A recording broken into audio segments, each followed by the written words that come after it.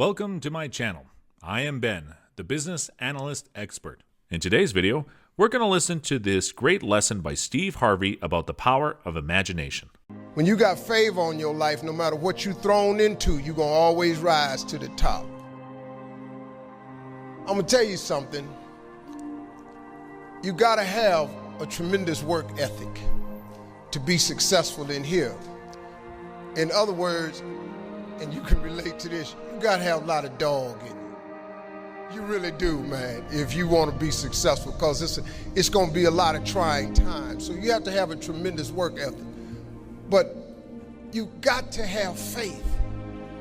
Faith without works is dead. Albert Einstein said once, he said, imagination is everything. It's the preview to life's coming attractions. Now I want you to get this now. Imagination is everything. It's the preview to life's coming attractions. Because if you think about it, everything you have, everything we have in this world, somebody imagined it. It's your imagination is tremendous. Somebody was sitting on the phone one day talking with a cord to the wall and said, man, I wish I could just go outside with this phone. Everybody in here got a cell phone. Somebody imagined that. Somebody got tired of riding in a wagon cross country from slavery to freedom. Somebody said, I wish we had something that made these wheels move by themselves. We drive cars. People got tired of driving from New York to LA. Somebody said, I wish we could fly. We got airplanes. Imagination is everything. It's the preview to life's coming attractions. Your real life, the one God really got for you, is in your imagination. It is not in your current situation or your current paycheck. And if you've been living like that, you have then restricted yourself to a commonality that is really not yours. Because what really God got for you is really in your imagination. Faith is the substance of things hoped for and the evidence of things not seen. So when I told you a minute ago, you got to have a tremendous work ethic, but you got to have a lot of faith. I talk to so many people who get older, like some of us are, and they've lost the faith. Well, faith is really simple. Faith is the substance of things hoped for. All that means is in the beginning, you just hope something pop off. You know, you just kind of hope something happened for you. I was hoping I would get on TV. I wrote it on a piece of paper when I was 10. I want to be on TV. The problem I had when I wrote it at 10 was I suffered from a severe stuttering problem. I could not talk outside of my house. So can you imagine when I wrote on a piece of paper, I want to be on TV, and turned that in? But when I wrote it on the paper, it wasn't factual. It was just hoping. You just got to start with the hope. Faith is the substance of things that you hope for. You just hope something jump.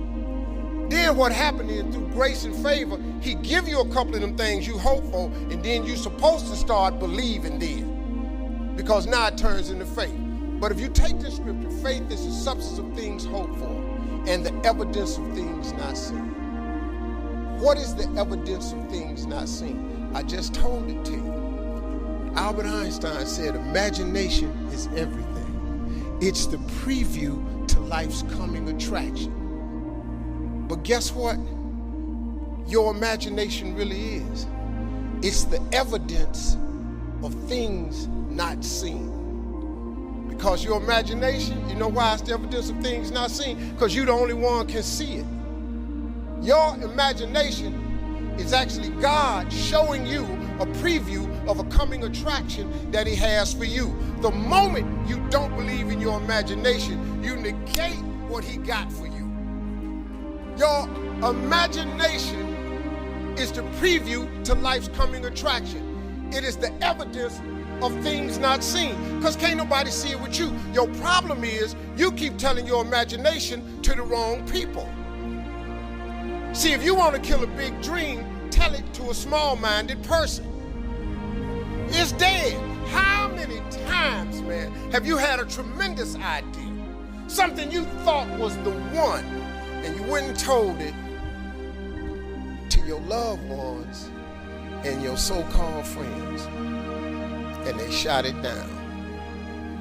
I mean, you was convinced that it was just, oh man, I just came to you.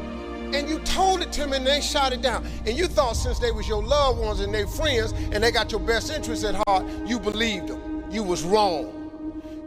You let them talk you out of what God got for you.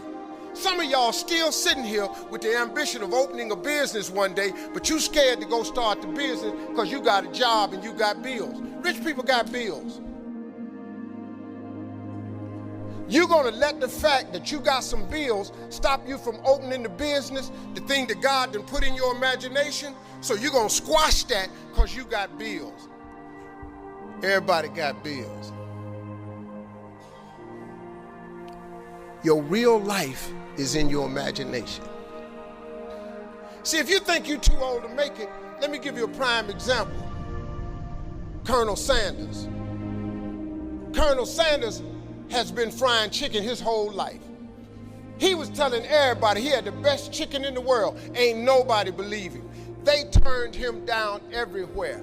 Colonel Sanders didn't get a franchise till he was in his 60s.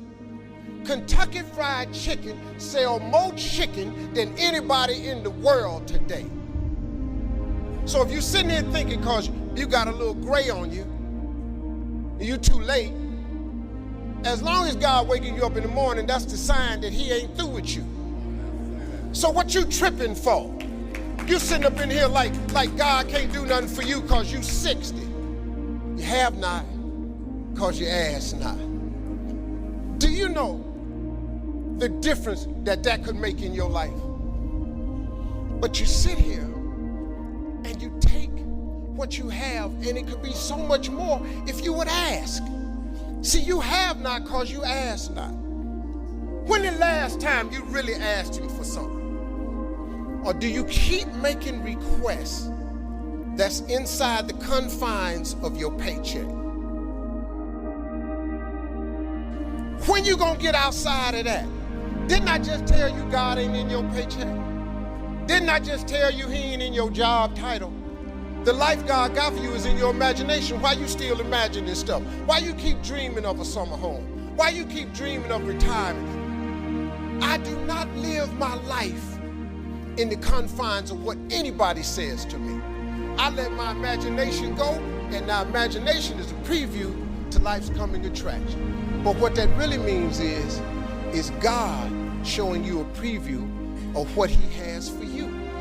So now, if you have not because you ask not, do you understand if you up your ask, he has to up his give? Just period. This is simple stuff that anybody can apply, but you gotta ask for something. If you up your ask, he got to up his give, period. You have not because you ask not. How you can't get that from God? You know why? Because you ain't asking him. You keep asking him for stuff that fit in your paycheck. Your paycheck say a 2015 Lexus, so you go down there and ask him for that. And guess what you get? A 2015 Lexus. You up your ask, he up his give. You have not because you ask not.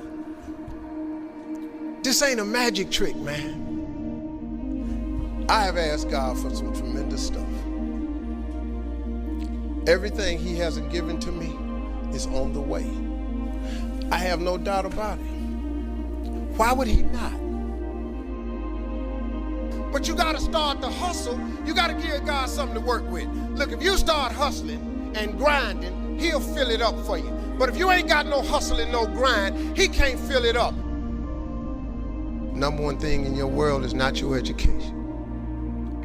It's your dream. So what you dreaming about, y'all? What you still dreaming about? What is God still showing you in your imagination? What are you so afraid of? Why would you not take that leap and go for it before you mess around and die? Why would you not go and see what God really got for you before you leave this world? Why would you hang on to a job? If I was you, before I leave this world, I'd go see what God really got for me. Please subscribe to my channel if you have not done it yet, and don't forget to click the notification button. I hope you guys learned and enjoyed this video. Thank you, and have a great day.